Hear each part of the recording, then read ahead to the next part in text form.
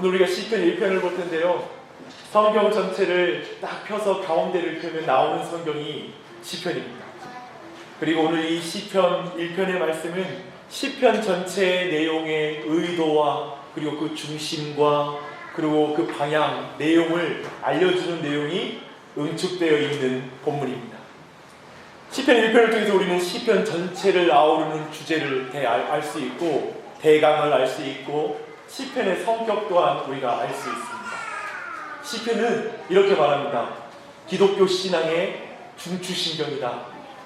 그리고 그 시편의 오늘 내용은 아마도 우리 모두 안에 하나님이 주시고자 하는 참된 은혜와 복을 경험하는 자리가 될 것입니다. 오늘 시편 1편은 특별히 복으로 시작해서 망하리로다로 끝나는 아주 독특한 그런 장이기도 합니다. 시편 1편에는 매우 분명하게 두 가지 길이 있습니다. 복의 길과 저주의 길. 이 두 가지 길이 가장 잘 나타나 있는 본문이죠. 사실요, 우리 믿음의 사람들의 길은 매일마다, 매 순간마다, 매 달마다, 매 해마다 이 두 가지 길 앞에 우리는 서 있습니다. 복의 길과 저주의 길. 이 주제는 우리 모두에게 가장 민감한 주제예요. 그리고 아마도 신년 그리고 성부 영신예배에 나올 때 우리 모든 성도들이 정말 오늘 가서 은혜 받았으면 좋겠다, 오늘 가서 정말 복의 말씀을 들었으면 좋겠다 라는 마음, 매우 민감한 주제를 다루고 있습니다. 축복과 행복 그리고 멸망과 저주, 얼마나 우리에게 정말 민감한 주제입니까? 오늘 사랑하는 여러분, 우리 모두가 저주와 멸망으로 가는 길, 그 길로 가는 것이 아니라 우리 모두가 오늘 새해를 바라보면서도 우리가 정말 마음에 소망하는 건 축복과 은혜의 길, 그 길로 나아가는 걸 결단하고 다짐하는 시간 됐으면 좋겠어요. 오늘 이 저녁에 여러분이 어떤 감정으로 이 자리에 나와 있는지 몰라요. 저로 여러분이 이 한 주 동안 어떤 일을 경험했는지 모르겠습니다. 이 한 해 동안 여러분이 어떤 믿음의 고난과 그리고 삶의 역경을 가지고 있는지 모릅니다. 하지만 오늘 이 밤에 우리가 끊어야 될 걸 끊는 시간 되기를 바랍니다. 그리고 다시 한번 회복해야 될 걸 회복하는, 붙잡는 그런 자리가 되기를 바랍니다. 오늘 이 성부 영신예배를 통해서 큰 은혜 받으십시오. 오늘 이 시편 1편 말씀에 이렇게 시작합니다. 복 있는 사람은 악인들의 길을 따르지 아니하며 죄인들의 길에 서지 아니하며 오만한 자의 자리에 앉지 아니하고, 즉 뭐냐면 복 있는 사람은 무엇이 아니다라는 방식으로 지금 말씀을 전하고 있습니다. 소극적인 진술 방식이죠. 이것은 복된 길이 아니다, 이것은 행복한 길이 아니다, 이것은 너희들에게 유익한 길이 아니다 라고 먼저 가르쳐 주는 것입니다. 그 첫 번째는 악인들의 꾀를 쫓지 아니하며 라고 말합니다. 여기서 악인은 어떤 사람이 악인일까요? 많은 사람들이 생각할 때 성품이 나쁜 것, 나쁜 행실을 하는 것, 그 사람이 악한 사람이야 라고 생각하기 쉽습니다. 그런데 이 원어적 의미로 그리고 성경적 의미에서 악인은 하나님이 없는 자, 그 사람이 바로 악인입니다. 그래서 성경에 보면 godless라고 말하죠. godless. 하나님이 없는 자, 하나님이 없다라고 생각하는 자가 악인이라고 말해요. 하나님이 안중에 없는 자, 제멋대로 사는 자, 자기 기분대로 사는 자, 성경이 말하는 그 악인은 하나님에 대한 태도와 자세를 보고 악인이라고 말합니다. 하나님 없이 말하고 하나님 없이 행하는 사람, 그 사람이 바로 악인인 것이죠. 그런데 이 악인의 꾀를 쫓지 않는다라는 뭘까요? 하나님 없이 사는 사람의 생각, 하나님이 없다고 말하면서 하는 행동, 그들의 꾀를 쫓지 말아라 라고 말하고 있는 것입니다. 하나님 없이 사는 세상 사람들의 인생관과 가치관을 쫓지 말아라.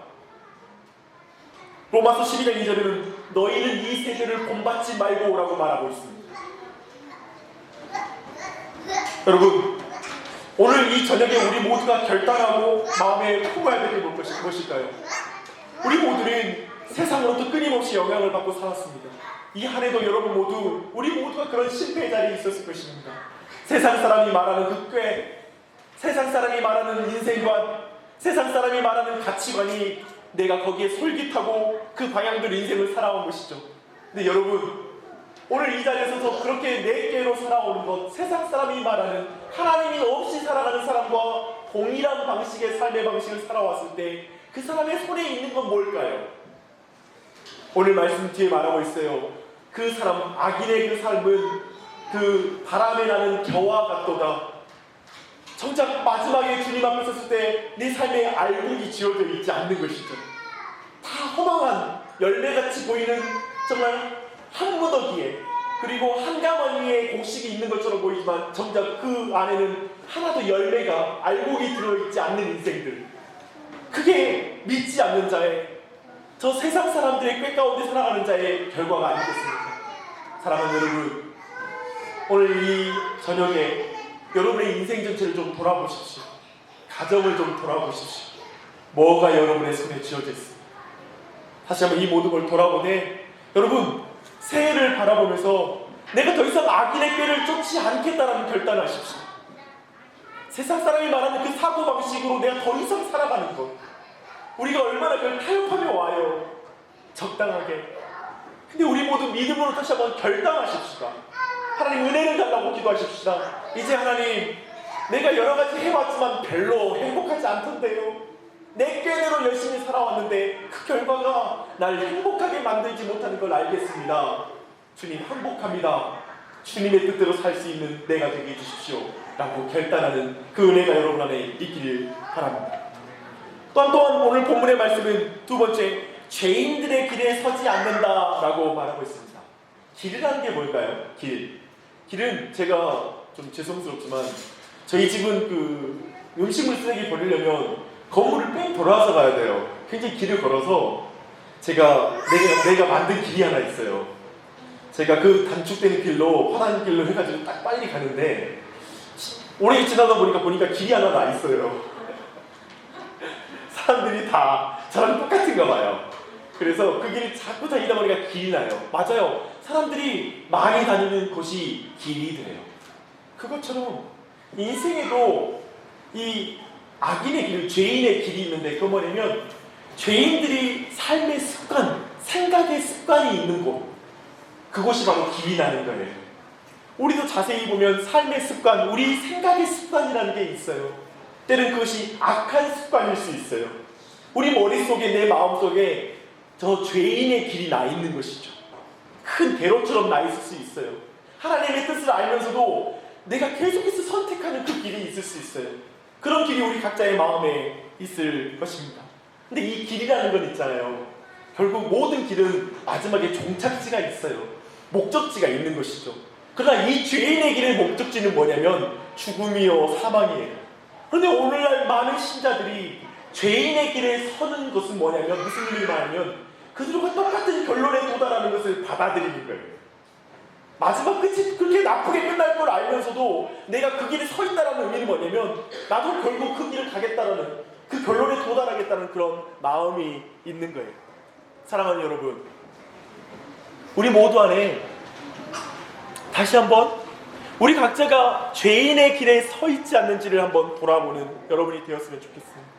그리고 우리 모두 안에 다시 한번 우리가 지난 한 해의 길을 한번 돌아보면서 죄인의 길에 서서 걸어왔던 모든 길들을 다시 한번 내가 벗어나겠다라는 걸 결단하는 그런 믿음이 우리 안에 다시 한번 일어나기를 바랍니다.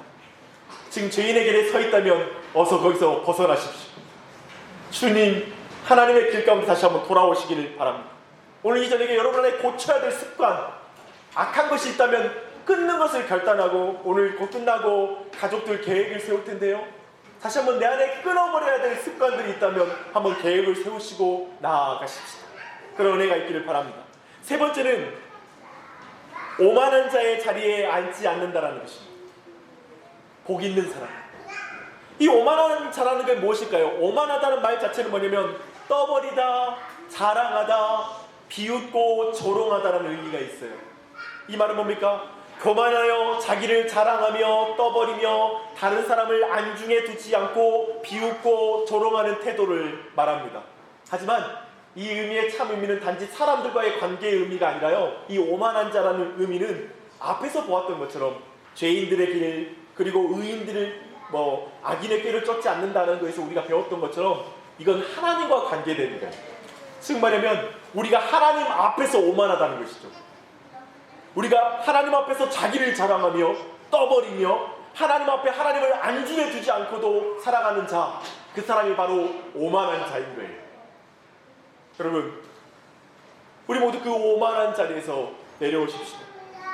종합해서 말하자면 뭐냐면 복 있는 사람이 따르지 않아야 될 그곳, 우리가 오늘 이 밤에 벗어나야 되고 결단하고 끊어버려야 될 그 자리는 뭐냐면 하나님 없이 사는 자세, 하나님을 안중에 두지 않고 그와 상관없이 사는 모든 태도, 하나님 앞에서 옳고 바른 삶의 목적과 길을 선택하지 않고 여기에 벗어나서 살아가고 있는 모든 자리, 그리고 하나님 앞에서 오만한 자세 안에 있는 그 자리, 거기로부터 내가 벗어날 것을 결단해야 될 줄 믿습니다. 여러분, 이 밤에 좀 그것을 끊고 나아가는 은혜가 우리 모두에게 있기를 바랍니다. 이 모든 게 사실은 우리의 참된 행복을 파괴합니다. 복된 삶을 파괴하는 것입니다. 그걸 끊어보기로 결단하는 거죠. 요즘 제가 갈수록 과격해지고 있어요. 끊어버려, 깨뜨려버려. 근데요, 정말 이걸 계속 짊어지고 갈 수 없어요. 지금 시편 1편의 은혜 안에는 이걸 신자들이 계속 이걸 두 길을 같이 걸을 수 없다라는 걸 말하고 있는 거예요. 결단하십시오. 우리 가족 안에 있는 이런 모든 복과는 먼 거리에 있는 모든 길을 끊어버리십시오. 그걸 결단한 우리 모두가 되길 바랍니다.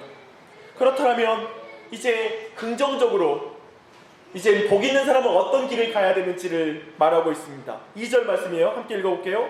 오직 여호와의 율법을 즐거워하여 그의 율법을 주야로 묵상하는 도다.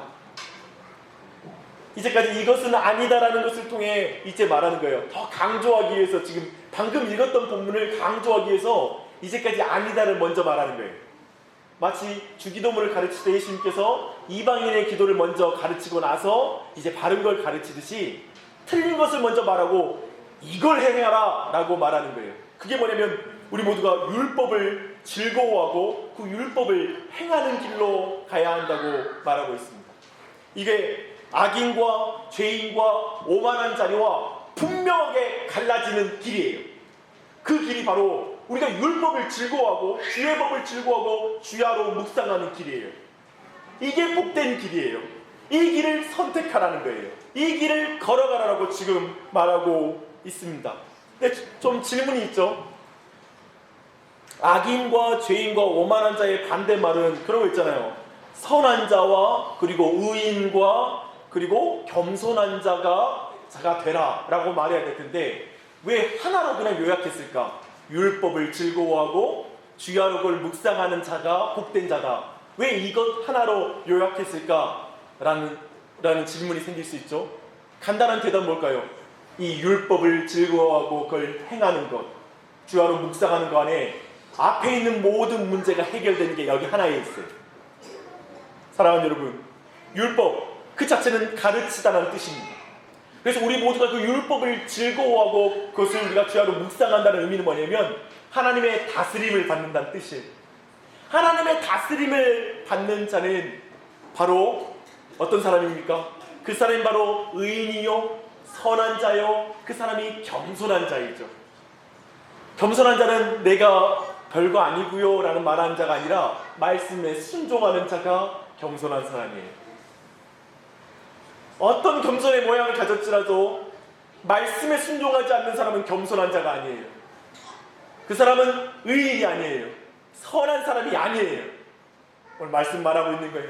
주의 말씀을 사랑해라. 특별히 말하기를 뭐냐면 주의 말씀을 순종하고가 아니라 주의 말씀을 즐거워하라라고 말해요. 여러분, 하나님의 말씀을 즐거워하세요? 율법을 즐거워하세요? 여러분, 새로운 한 해를 바라볼 때 이 복을 구하셔야 돼요. 주의 법을 즐거워하는 거죠. 왜 그러냐면 주의 법을 즐거워하는 것, 그것이 우리에게 진정한 행복이에요. 주의 법을 즐거워해 보십시오. 그게 얼마나 큰 복인지요. 그 은혜를 여러분 맛보시기를 바랍니다. 사랑하는 여러분, 이렇게 주의 법을 즐거워하고 그 말씀을 주야로 묵상하는 자에게는 어떤 게 있나요? 그 누리는 구체적인 행복이, 저는 시냇가에 심은 나무가 철을 따라 열매를 맺으며 그 잎사귀가 마르시함 같으니 그가 하는 모든 일이 다 형통하리로다. 이것이 바로 주의 법을 즐거워하는 자에게 주어지는 하나님의 복입니다. 여러분, 이 복을 받는 2016년이 되기를 바랍니다. 여러분, 이 말씀을 꼭 기억하십시오. 여러분, 시냇가라는 게 뭘까요? 이건 원어적 의미로는, 우리말은 시냇가라고 말했는데 뭐냐면 여러 갈래의 물길이에요. 여러분, 그 안에는 생수가 있어요. 그래서 이 나무가 거기에 뿌리를 대고 있으면 열매를 풍성하게 맺어요. 잎사귀가 결코 마르지 않아요. 풍성한 길을 걷게 되는 것이죠. 그래서 하나님의 가르침과 그의 다스림을 기뻐하는 사람은 이 시냇가에 심은 나무와 같다라고 지금 말하고 있어요. 항상 공급이 있어요. 목마름이 없어요. 라는 그 은혜. 제 안에 우리 사랑하는 가장들에게, 그리고 각자 가정에게 도전하고 싶습니다. 여러분 안에, 가정 안에 이 생수의 길이 잘 나 있습니까? 무슨 말이냐면, 가정 안에 하나님의 말씀, 하나님의 생명의 말씀이 가정 안에 잘 공급되고 있습니까? 제가 우리 황상우의 목사님, 지난번에 오셨던 우리 목사님 통해서 가장 제 안에 와닿았던 말이 그거였어요. 교제하면서, 목사님, 가정 안에 물기를 내는 거, 물이 가정 안에 들어오도록 책임지는 사람은 아빠입니다. 가장입니다. 만약에 가정 안에 가정 예배, 아니면 말씀을 보는 시간이든지 무슨 나눔이든지 가정 안에 말씀이 들어오는 그 예배의 자리가 없다면, 한마디로 말하면 가정 안에 부모가, 아버지가, 가장이 전혀 먹을 걸 주지 않는 것이고 마실 물을 주지 않는 상태, 최소한의 다른 건 없어도 가정 안에 이 수로를 내는 것만큼은 가장의 책임입니다. 도전하고 싶습니다. 사랑하는 성도 여러분, 자기의 삶 곳곳에, 일주일 내내 곳곳에 하나님의 풍성한 그 물줄기가 들어올 수 있는 그 길을 내십시오. 새해 그거 결단하십시오. 내가 새해 큐티라는 것을 통해서도 각자 개인마다 그 물줄기를 낼 수 있고요, 가정마다 가정 예배를 통하여서도 내가 우리 가정의 이 시간만은 내가 지키겠다, 우리 가정 이 생명의 이 물줄기 앞에 내가 이 기름만큼은 내겠다라는 결단 내십시오. 우리 돈 열심히 벌잖아요. 애들 교육 열심히 시키려고 여기까지 왔잖아요. 근데 우리 가정 영적인 양식 없어서 굶어 죽어가면 되겠습니까? 목사도 말씀 없이는 하루도 못 버팁니다. 목사도 기도 안 하면 그날 죽을 것 같더라고요. 우리 형편이 오직합니까? 사랑하는 여러분, 이 도전 앞에 진지하게 믿음의 결단을 내리십시오. 수로를 내십시오. 그 책임을 다하는 부모가 되시기를 바랍니다. 그렇게 되면 우리 안에는 시절을 쫓아 열매를 맺기 시작할 것입니다. 그 열매라는 게 뭘까요? 그 열매의 궁극적 열매는 뭐냐면 하나님의 형상을 담는 거예요. 예수 그리스도의 형상을 담는 게 열매예요. 우리가 생각하는 열매는 다른 어떤 열매를 상상할지 모르지만, 신자가 맺는 최고의 열매는 가정 안에 예수님 닮은 얼굴이 동그랗게 맺어지고 내 자식이 예수님을 닮아가는 거예요. 내 아내가 하나님의 마음을 더 닮아가는 거예요. 그걸 보는 게 가장의 가장 큰 기쁨인 거예요. 그래서 주님 앞에 섰을 때 예수님 닮은 가족을 다 끌고 가서 보니까 예수님하고 너무 비슷하게 생긴 거야. 그게 가장의 가장 큰 영광이에요. 열매예요. 그 열매를 맺길 바랍니다. 근데 독특한 표현이 있어요. 시절을 쫓아 열매를 맺는다. 시즌이 있다라는 거예요. 이 열매는 우리가 살아있을 때, 어쩌면 내 자식은 내 영향력이 끼쳐질 때까지 아마 그 영향을 미칠 수 있을 거예요. 그 시절을 쫓아 열매를 맺는 은혜, 우리에게 주어진 이 시간 안에 하나님의 열매를, 그 은혜를 맛보길 바랍니다. 2016년이라는 건 한 해잖아요. 한 시간이잖아요. 이걸 향한 한번 1년에 대한 결단하는 거예요. 하나님, 내년, 하나님, 내가 이대로는 내 삶을 이끌어가는 건 옳지 않습니다. 내 가정에서 이 열매를 보기까지 내가 이 시간만은 지켜보겠습니다. 하나님 은혜를 붙들겠습니다. 그런 다짐을 하는 거예요. 한번 그 은혜를 구하면 내가 한번 순종해 보겠습니다라고 결단하는 거예요.